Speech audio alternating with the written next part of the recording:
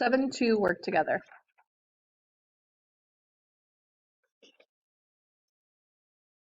So directions say use the plant asset records from work together 7-1. Depreciation tables and a general journal are provided for us. Number 1, it says that we're going to complete the depreciation table for each asset using the straight line depreciation method.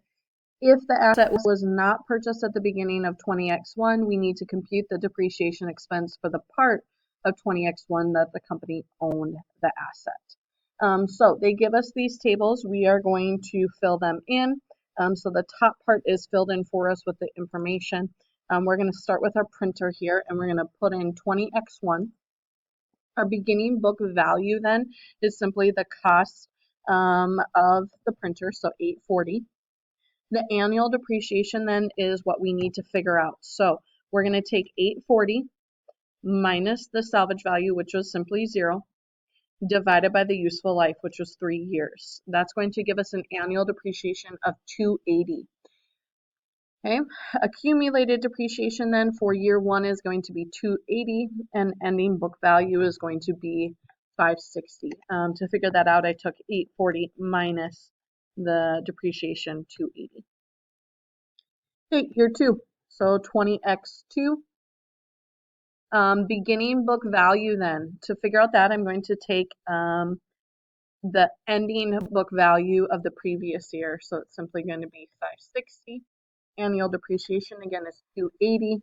Accumulated then, I'm going to take the previous year's accumulated depreciation plus this year's annual depreciation, so $280 plus $280 gives me $560. My ending book value then, this is where I have 2 ways to figure it out. I can take the previous year's ending book value of $560 minus the annual depreciation of $280. That'll give me $280.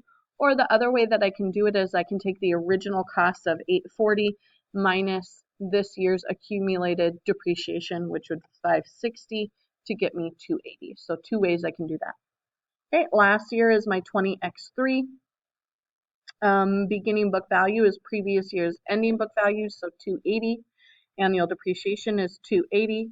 Accumulated, I'm going to take $560 plus $280, get $840.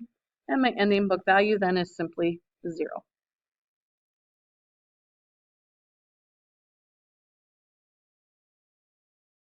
Okay, next one is my conveyor table. And year 1, beginning book value is my cost, so $1,800. Annual depreciation then, to figure out my annual depreciation, and again, I'm going to take my original cost minus my salvage value divided by my useful life. Now, I should get my annual depreciation to be $320. Here's where we need to look back actually to 7-1. So I'm going to pull up my stuff and I'll just give you that information so you don't have to look it up. You will, though, for 7-2 on your own, you will need to look up those plant asset record sheets. So the reason that I need to look at this is because my conveyor table, I bought my conveyor table on April 5th. So that's not going to be a full year of depreciation. So we figured out our annual depreciation to be $320. I'm going to divide that by 12 to figure out my monthly depreciation. So I get 26.67. Okay? So then I need to figure out how long I've owned it. I bought it on April 5th, so I'm going to depreciate for April, May, June, July, August, September, October, November, December. So that's 9 months of depreciation. So I'm going to take that 26.67 times 9 months.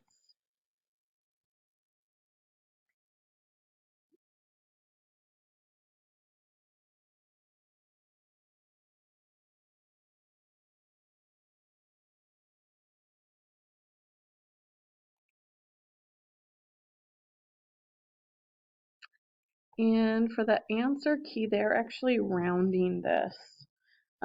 So when we take that 26.67, let me just check one thing. Yeah. We get 240.03. We're actually going to just round that to 240. Okay.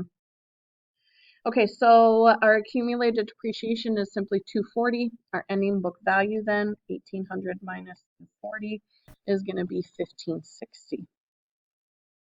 Okay, for year 2, we're going to start then with 1560. Annual depreciation now is going to be that full amount of 320. So accumulated is going to be 320 plus 240 for 560. And then our ending book value is going to be 1240. Year 3, beginning book value is 1240. Annual depreciation is 320. Accumulated is 880.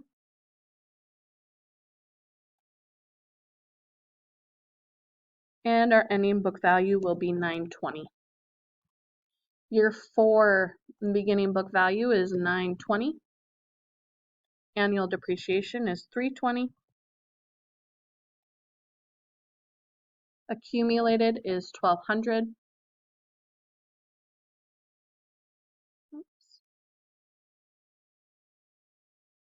Ending book value is 600.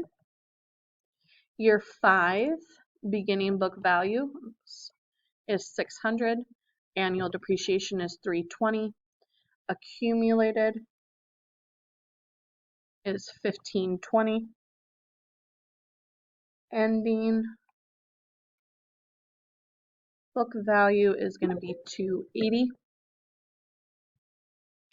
And then year 6, we're going to start with 280. Now for this one, we can't depreciate for 320 because if we depreciated for 320, it would go under our salvage value. So for this one, what I'm going to do is I'm going to put in my ending book value, my salvage value first. So I know that it needs to equal 200. So when I figure out the difference between that, I know that it can only depreciate $80 for that last year. So then when I do my accumulated is going to be 1600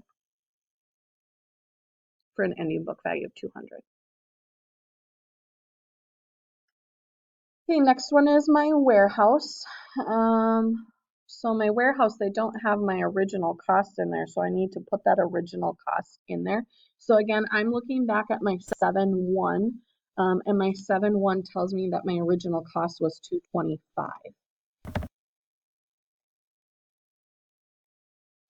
Okay, so year 1, my beginning book value is $225,000, that is. I need to figure out my depreciation.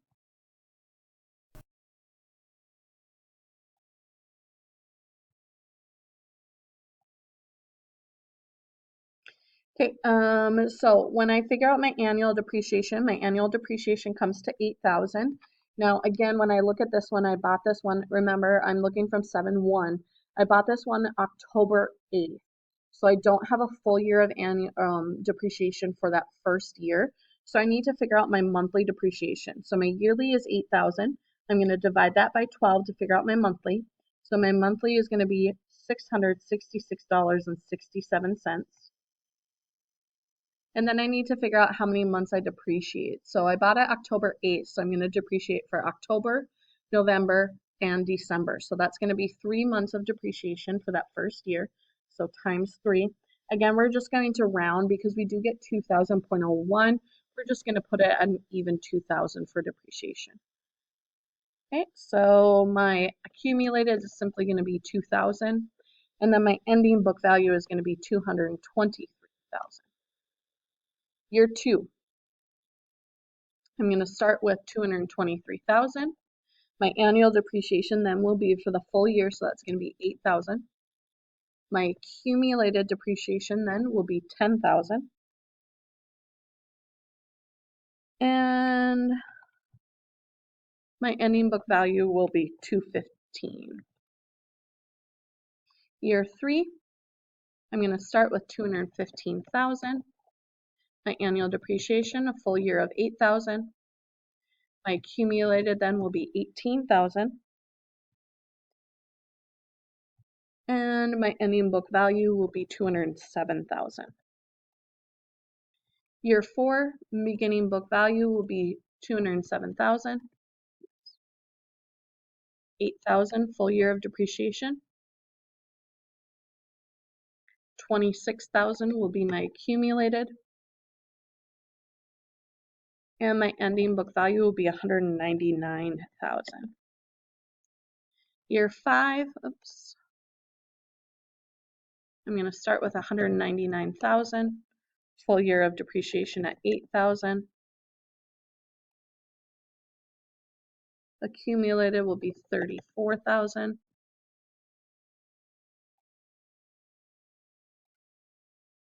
And $191,000.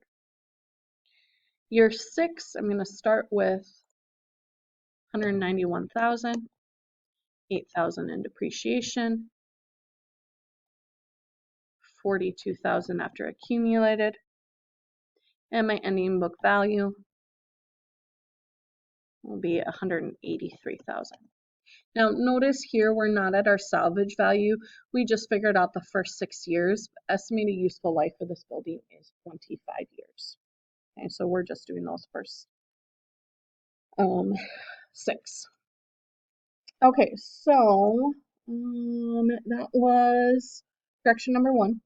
Direction number 2, it says we need to complete each asset record for 20X1 through 20X4. Now they don't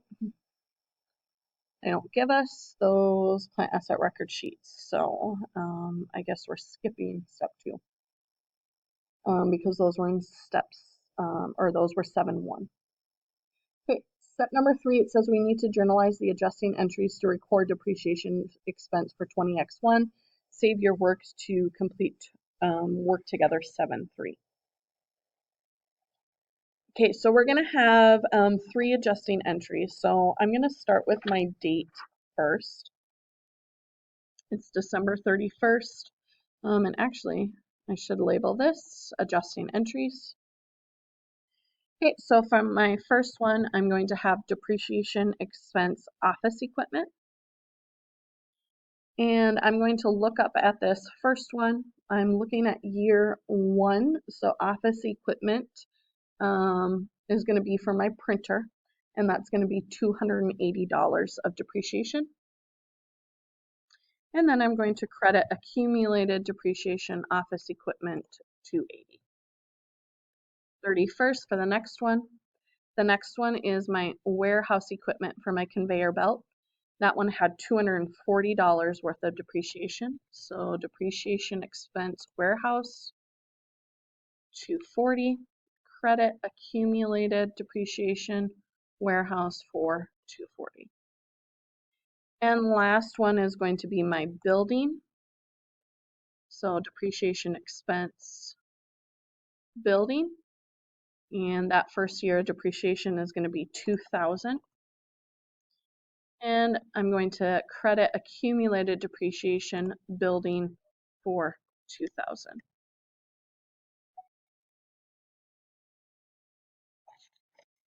Okay, so that is all we need to do then for this one. I'm going to say check answer.